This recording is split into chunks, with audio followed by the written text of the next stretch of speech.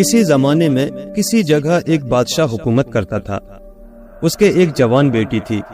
بہت سے ملکوں سے شہزادے اور وزیرزادے اس سے شادی کرنے آتے، لیکن شہزادی ان میں سے کسی کو بھی پسند نہ کرتی۔ ایک دن بادشاہ نے بیٹی کو اپنے پاس بلایا اور اس سے کہا، میری پیاری بیٹی، میری آنکھوں کا نور، میرے دل کا سرور، میں سب بادشاہوں کو اطلاع دے چکا ہوں کہ میری بیٹی کے لیے بر چاہیے۔ اب تک کتنے بہادر جوان آ چکے ہیں، مگر تم نے ان سب کو ٹھکرا دیا ہے۔ اس کی آخر وجہ کیا ہے؟ تم چاہتی کیا ہو؟ شہزادی نے جواب دیا، ابا جان، میں اس آدمی سے شادی کروں گی جو 3 جھوٹ بولے اور ہر جھوٹ میں 40 جھوٹ ہو، اور اس روانی سے بولے کہ دل کو موہ لے۔ بادشاہ نے ہر طرف اپنے ڈھنڈورچیوں کو بھیجا جو اعلان کرتے پھرے، بادشاہ اس آدمی سے اپنی بیٹی کی شادی کرے گا جو 3 جھوٹ بولے اور ہر جھوٹ میں 40 جھوٹ ہوں۔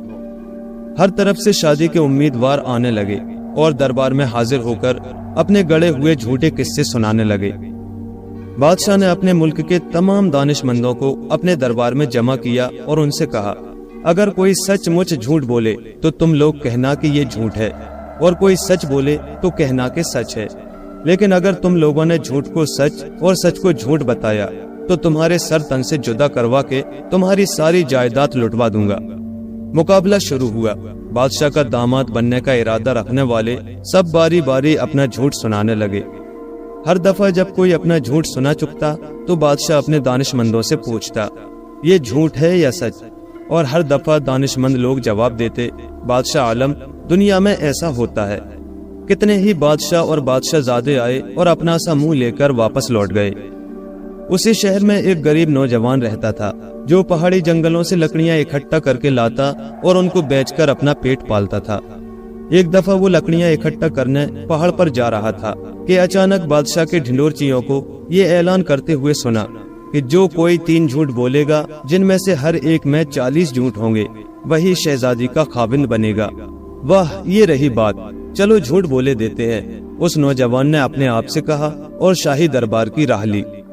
وہ محل کے دروازے پر پہنچا تو چوکیدار اس پر پل پڑے اور اس کو دھتکارنے لگے، ارے تو حقیر، ناچیز گداگر، گلے سڑے بھیکاری، تو یہاں کہاں سے آ گیا؟ چل ہٹ یہاں سے، اپنا راستہ ناپ۔ نوجوان نے پہرے داروں سے کہا، مجھے بادشاہ سے کچھ عرض کرنا ہے۔ ارے تو گداگر، بادشاہ سے کیا خاک عرض کرے گا؟ چل چل، دور ہو جا یہاں سے۔ نوجوان نے دونوں ہاتھ باندھ کر کہا، مجھے بادشاہ سے یہ عرض کرنا ہے کہ میرے مالک کے پاس 200 بھیڑیں ہیں جن کو وہ بادشاہ کی نظر کرنا چاہتا ہے۔ یہ سنتے ہی پہرے داروں میں سے ایک دوڑ کر بادشاہ کے پاس گیا اور کہا، بادشاہ سلامت، کوئی حقیر و فقیر آدمی آیا ہے، کہتا ہے کہ میرے مالک کے پاس 200 بھیڑیں ہیں جن کو وہ بادشاہ کی نظر کرنا چاہتا ہے۔ بادشاہ نے حکم دیا کہ اس کو یہاں لے آؤ۔ نوجوان کو بادشاہ کے سامنے حاضر کیا گیا۔ بادشاہ نے پوچھا، اے حقیر بندے، کہاں ہیں تیری بھیڑیں؟ غریب نوجوان نے کہنا شروع کیا، بادشاہ سلامت، اجازت پاؤں تو عرض کروں، میں ایک غریب اور ناتواں یتیم ہوں۔ میں اپنے ماں باپ کی ایک اکیلی اولاد ہوں۔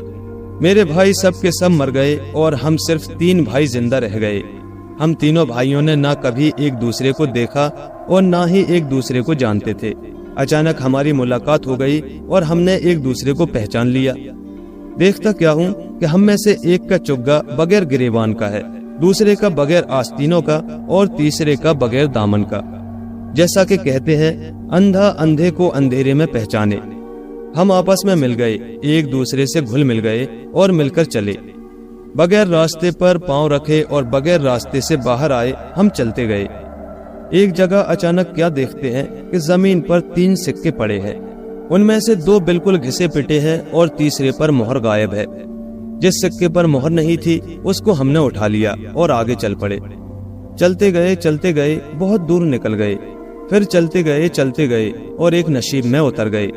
دیکھا نالے میں چارے میں کام آنے والی 3 چھوٹی مچھلیاں پڑی ہیں، 2 تو بالکل بے جان ہے اور تیسری مری ہوئی ہے۔ ہم نے مری ہوئی چھوٹی مچھلی کو اٹھا کر اس چگے کے دامن میں رکھا جس میں دامن تھا ہی نہیں اور آگے چل پڑے۔ چلتے ایک جگہ پہنچ کر ہم نے دیکھا سامنے 3 مکان کھڑے ہیں، ان میں سے 2 اوپر سے کھلے ہوئے ہیں اور تیسرا بغیر دیواروں کا ہے۔ جو مکان بغیر دیواروں کا تھا ہم اس کے اندر چلے گئے۔ وہاں 3 دیگ پڑے تھے، दो तो छलनी जैसे थे और तीसरे का पेंदा गायब था। हमने मरी हुई नन्ही मछली को उस देग में डाला जिसमें पेंदा नहीं था और फिर इधर उधर लकड़ियां तलाश करने लगे, लेकिन लकड़ी बकड़ी कुछ न मिली।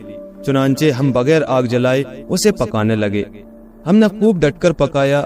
हड्डियां तो खूब पक गईं, लेकिन गोश्त कच्चा का कच्चा रह गया। हमने डटकर गोश्त खाया। हमारे पेट भर गए, इतने फूल गए कि जब हमने बाहर निकलना चाहा तो दरवाजे से ना निकल सके। दीवार में एक दरार मिल गई, उससे होकर हम बाहर आए और आगे चल पड़े। रास्ते पर हम चलते गए और एक लकबदक सहरा में पहुंचे। अचानक हमने देखा कि सामने घास के अंदर खरगोश का एक बच्चा छिपा बैठा है। वहां एक दरख्त था, उसकी एक शाख से हमने बगैर काटे एक डंडा बना लिया और ये डंडा खरगोश के बच्चे को खींचकर मारा। वो 3 कलावाजियां खाकर गिर पड़ा। हमने उसको पकड़ लिया और काटा तो उसमें 6 मन गोश्त और उतनी ही चर्बी निकली। गोश्त तो हमने पकाया न सुखाया, वहीं बैठकर खा लिया, लेकिन पेट नहीं भरा। हम भूखे के भूखे रह गए। मेरे दोनों भाई मुझ पर नाराज हो गए और लूटकर चले गए। मैं खुश हुआ कि सारी चर्बी मेरी हो गई। मैंने लांग बूट जैसे चमड़े के पाताबे उतारे और उन पर चर्बी की मालिश करने लगा। सारी चर्बी चमड़े का एक ही पाताबा खा गया और दूसरा बगैर मालिश के रह गया। मैं बहुत थक गया था, पड़कर सो गया। अचानक शोर और धक्कम धक्का की आवाज सुनाई दी और मैं चौंक कर उठ बैठा। देखता क्या हूँ कि मेरे दोनों पाताबे आपस में लड़ रहे हैं। मैंने दोनों के मुंह पर एक एक घूंसा मारा और फिर पड़कर सो गया। आधी रात के वक्त सर्दी से मेरी आंख खुल गई। देखता क्या हूँ कि मेरा चुग्गा जिसको ओढ़कर मैं सोया था गायब है। पता चला कि मेरे उस पाताबे ने जिस पर चर्बी की मालिश की हुई थी, मेरे ऊपर से चुग्गे को खींचकर अपने आप को उसमें लपेट लिया और सो गया है, और वो पाताबा जिस पर मालिश नहीं हुई थी रूठ कर चला गया है। मैंने मालिश किए हुए पाताबे को जगाया, उसको अपने पाँव में डाला, चुग्गे को पहनकर ऊपर से पटका बांधा, चुग्गे के दामन को जो था ही नहीं उठाकर कमर में ठूस लिया और अपने घर को चला। जब मैं घर से गया था तो वहाँ मेरी माँ और एक मुर्गा दोनों रह गए थे। अब वापस आकर देखता हूँ कि वहाँ ना माँ है और ना ही मुर्गा। अचानक अपने पाँव की तरफ देखा तो पता चला कि मेरा जो एक पाताबा रह गया था वो भी गायब हो चुका है। मुझे बड़ा दुख हुआ। सोचा ये कैसी मुसीबत है, उनको अब कहाँ तलाश करूं। फरियाद लेकर आपकी बारगाह में आया। दरवाजे पर आपके नौकर खड़े थे, उन्होंने मुझे अंदर नहीं आने दिया। इतना कहकर गरीब नौजवान ने अपना सर झुका लिया और चुप हो गया। उसकी बातें सुनकर बादशाह को बड़ा ताज्जुब हुआ और उसने अपने दानिशमंदों की तरफ देखा। दानिशमंद लोग सब उठ खड़े हुए, झुक झुक कर आदाब बजा लाए और एक जबान होकर बोले, बादशाह सलामत, इस कुतिया के पिल्ले ने जो कुछ कहा है वो सब झूठ है, सरासर झूठ।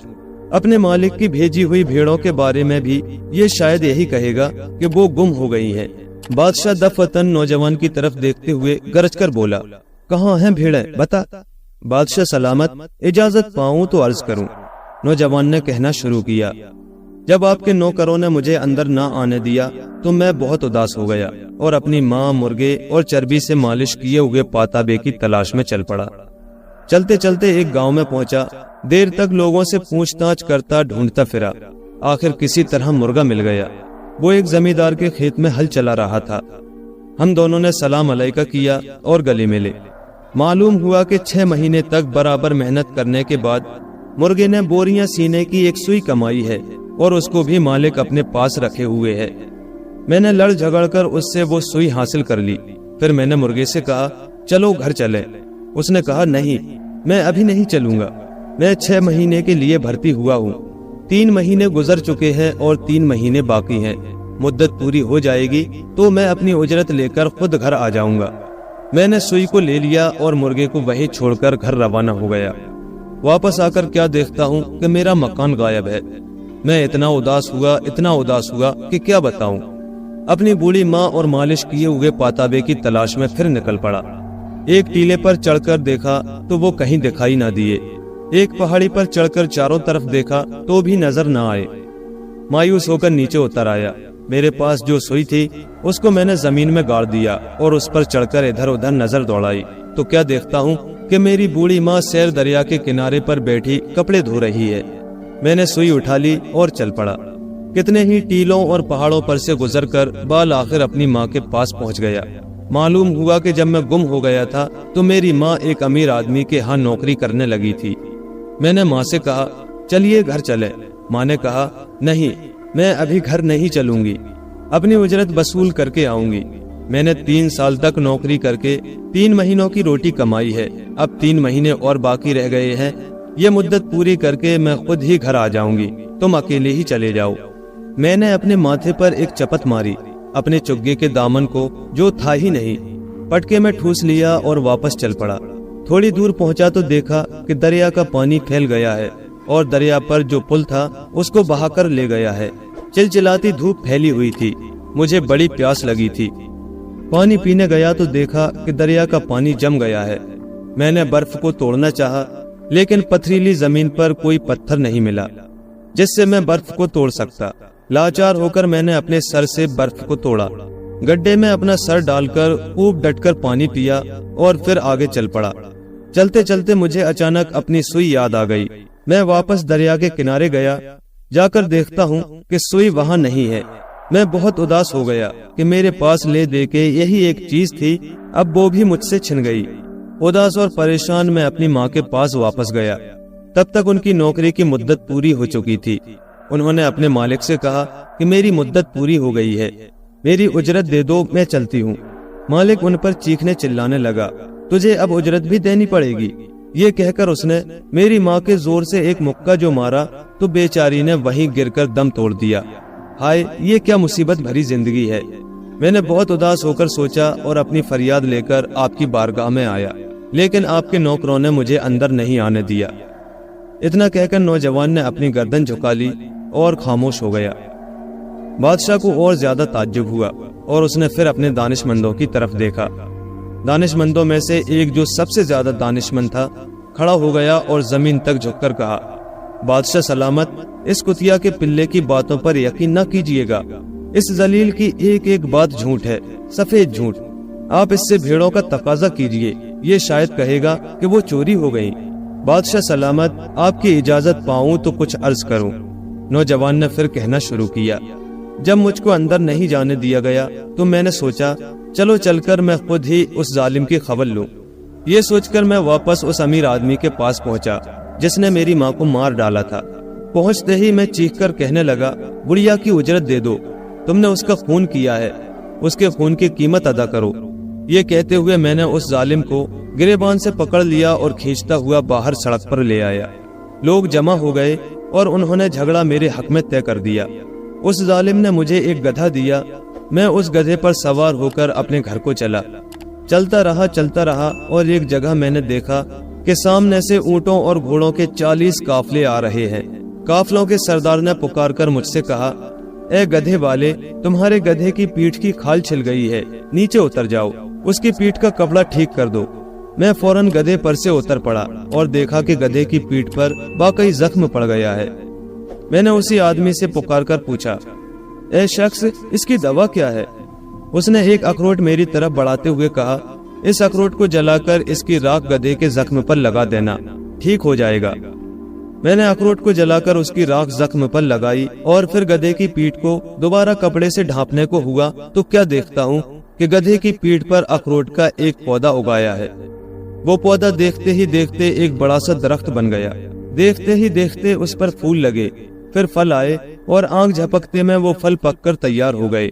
اب کیا کیا جائے؟ میں نے سوچا، اگر درخت پر چڑھ کر اس کو ہلانے لگوں تو گدھے کی پیٹھ کو خراب کر ڈالوں گا۔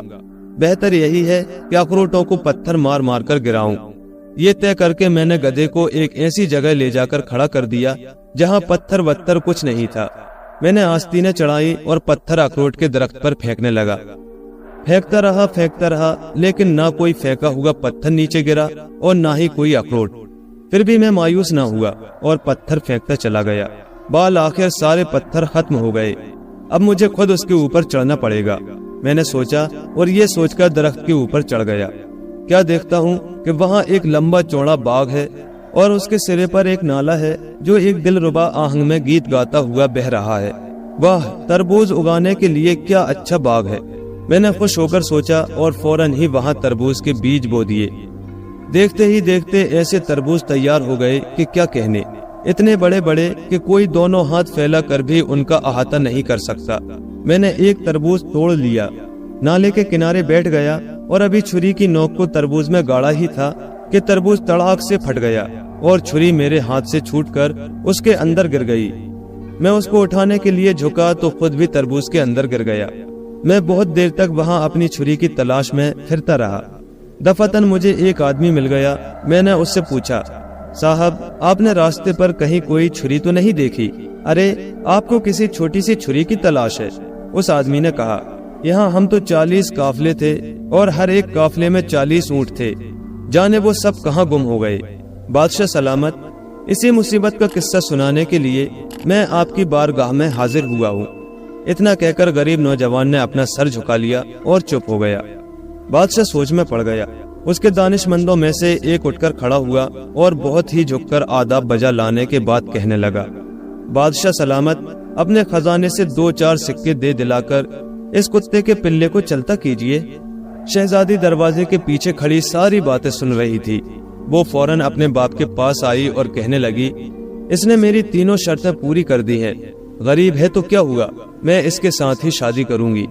गरीब नौजवान ने झुककर बादशाह की ताजीम की और फिर कहा, बादशाह सलामत, मैं कितने ही सालों तक पहाड़ी चरागाहों में अपने मालिक की भेड़ बकरियां चराता रहा हूँ। इस मेहनत के ओझ में उसे मुझे 200 भेड़ें देनी थी, लेकिन उसने भेड़ें मुझे नहीं दी और मुझको निकाल दिया। अज़ी राह करम, आप उस आदमी से मेरी 200 भेड़ें दिला दीजिए, मैं उनको शादी के दहेज में दूंगा। बादशाह ने बड़ी धूमधाम से उस गरीब नौजवान के साथ अपनी बेटी की शादी कर दी। प्यारे दोस्तों, कहानी अगर पसंद आई हो तो लाइक करें, शेयर करें और कमेंट में अपनी कीमती राय का इजहार करें। और ऐसे ही मजीद दिलचस्प किस्से कहानियों के लिए हमारे स्टोरी वॉइस सेंटर चैनल को सब्सक्राइब जरूर करें और साथ ही बेल आइकन के बटन को भी प्रेस कर दें ताकि हमारे आने वाले नए वीडियोस की नोटिफिकेशन आपको वक्त पर मिल सके। शुक्रिया।